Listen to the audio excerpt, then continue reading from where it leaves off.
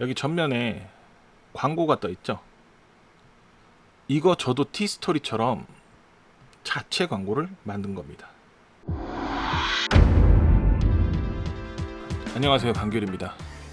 그동안 제가 영상을 못 올렸는데요, 그 변명은 뒤에서 조금 말씀을 드리고요. 최근에 티스토리에 대한 말이 많죠. 자체 광고하면서 티스토리를 접고 워드프레스를 해야 된다. 워드프레스 호스트는 어떤 걸로 해야 된다. 그래서 오늘 두 가지 주제를 가지고 왔습니다. 첫 번째가 워드프레스 호스팅에 대한 얘기고요. 두 번째가 티스토리의 가능성에 대한 이야기입니다. 과연 티스토리 때려쳐야 하는 겁니까? 여기서 여러 가지 수익 구조를 한번 말씀드릴 거예요.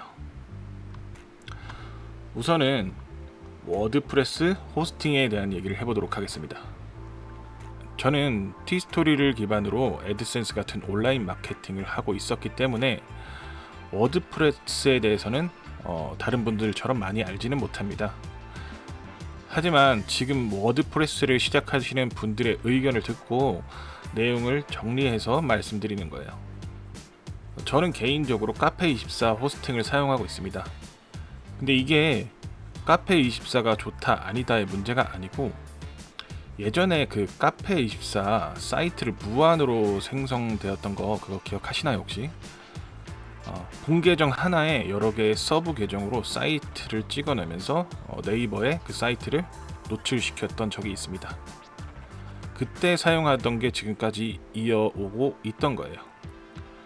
이번 티스토리 자체 광고가 진행되기 전에 저도 이런저런 준비를 해봤는데 생각처럼 잘 안되더라고요.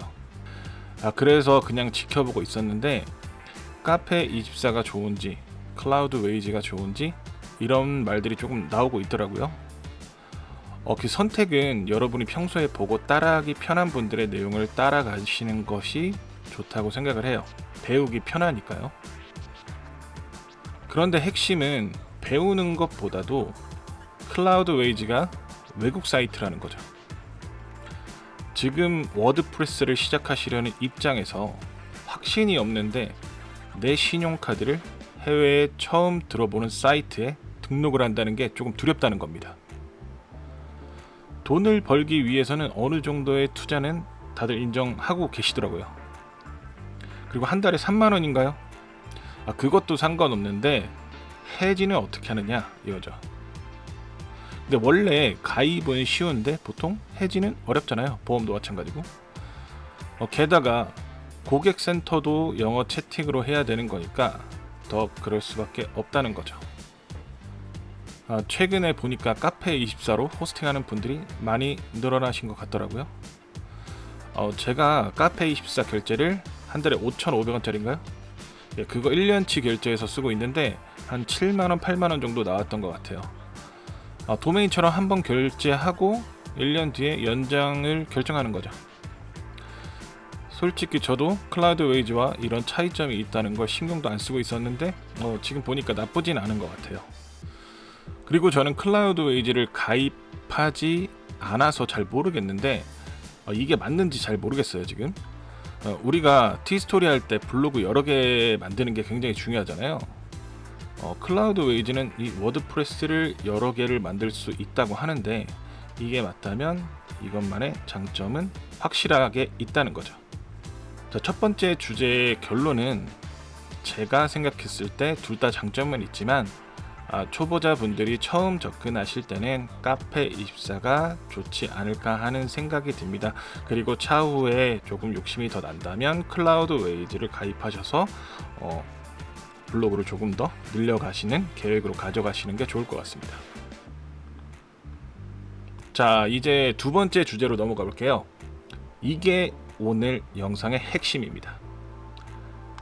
과연 티스토리를 그만둬야 하는 것일까요? 절대 아니죠.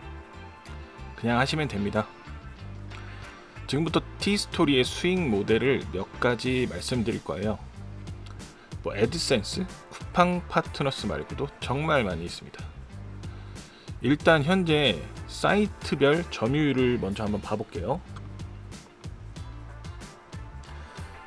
자, 네이버가 56%, 구글이 34%, 그리고 다음이 4.5% 이렇게 되네요.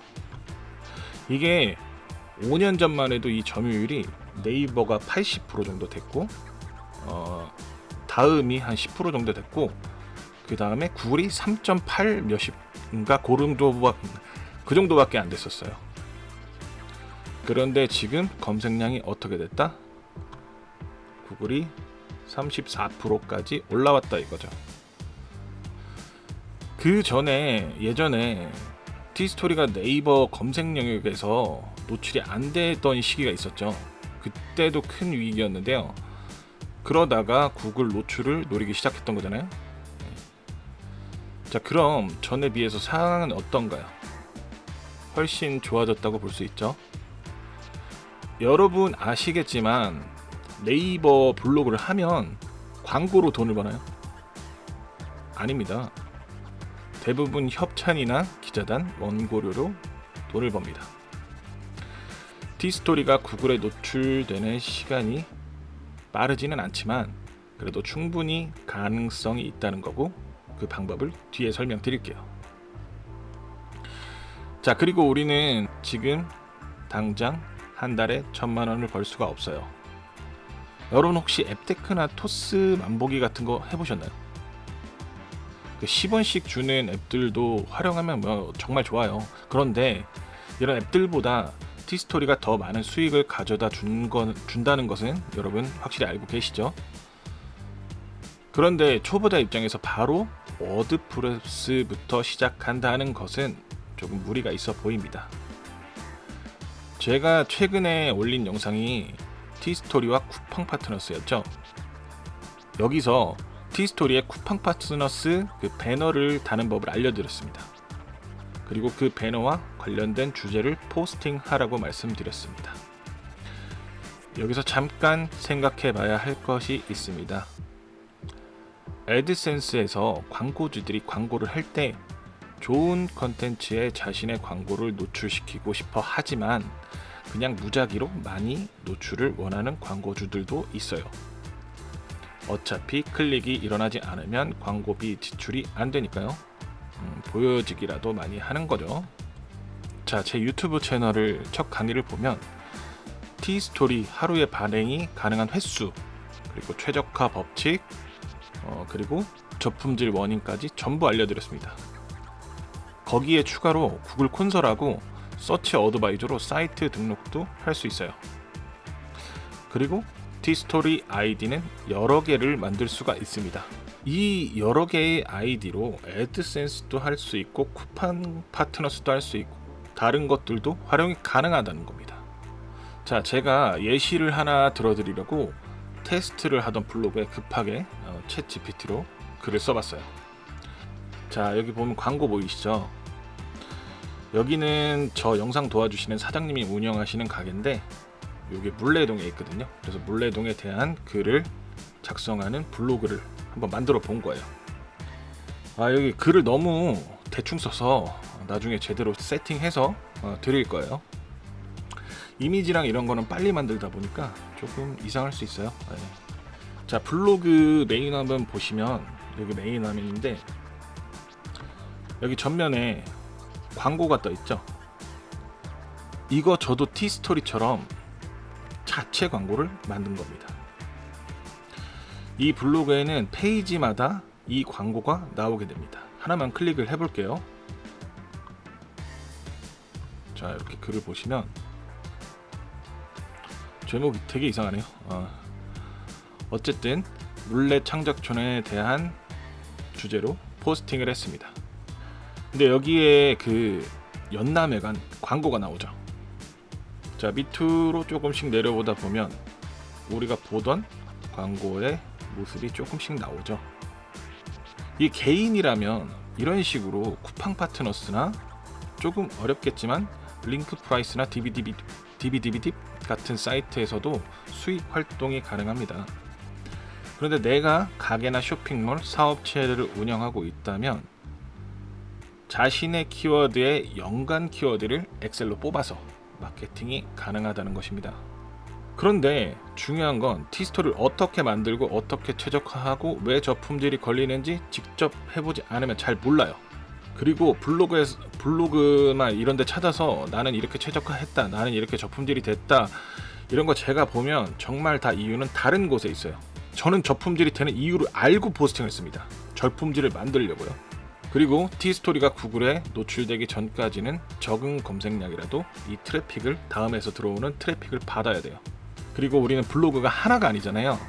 여러분이 노리는 키워드가 하나라도 여러 개의 블로그에 수만 개의 키워드가 있습니다. 블로그 하나 운영하면서 나는 왜 안 되지? 이게 아니라는 거죠. 실제로 이렇게 제가 한 가게의 매출을 3배를 키워드린 적이 있습니다. 그래서 제가 엑셀의 아이디를 정리하라고 말씀드린 거고, 다음 카카오는 그렇게 작은 기업이 아니에요. 물론 이번 자체 광고에서 저도 화가 나서 카카오 주식을 딱 한 주만 사봤어요. 어떻게 되는지 보려고. 다음이 그 별로인 거지 카카오는 그래도 살아있지 않을까요? 그러니까 티스토리 포기하지 마시고 처음에는 그냥 방법부터 배우시고 글 쓰는 속도를 높이면서 방법을 찾으셔야 돼요. 타자를 빨리 치라는 게 아닙니다. 필요 없는 부분들을 어떻게 줄일까, 반복되는 부분들을 어떻게 처리할까, 이렇게 속도를 올리는 겁니다. 그런 게 매크로가 되고 프로그래밍이 되는 겁니다. 자, 오늘 이야기는 여기서 마무리하고, 그동안 제가 영상을 못 올렸죠? 자, 보시면 스케줄표가 나와 있습니다. 티스토리 아이디 만들기부터 쿠팡 파트너스, 워드프레스, 애드센스 승인까지 6주에 걸쳐서 진행되는 영상을 지금 제작하고 있는데요. 이 표도 나중에 바뀔 수도 있을 것 같아요. 근데 각 단계별 진행 방법과 포인트만 잡아서 초보자분들도 할 수 있도록 지금 제작 중이고요. 이미 알고 계신 분들도 시간 되시면 한 번 더 보시면 그때는 몰랐던 것들이나 포인트 되는 부분들을 찾으실 수 있을 거예요. 자, 오늘 강의는 여기까지입니다. 이상 강규리였습니다. 바이.